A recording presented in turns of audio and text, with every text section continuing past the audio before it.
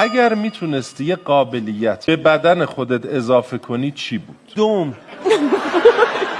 به خدا خیلی دوست دارم. چرا؟ آرایش. دوم با مزه است دیگه. بعدم چرا؟ باحال نیست دوم واقعا. من تا حالا بهش قشنگه فکر اصلا. نکردم، نمیدونم. به خدا تا حالا بهش میاد و راست هر میگه. جونوری هم دوست دارم دوم داره. مثلا گربه. نه چرا؟ به چه شلوارات کارت؟ هم همه رو پشتش نمیذارن. میبره دیگه راحت. نمیذارم. شلوارا رو پشتش میبره. راست به میگه چه غیر قابل کارت پخش. میومد؟ تو که راحتی اگه بخوای این کارو بکنی. چون اون زیریه سوراخه.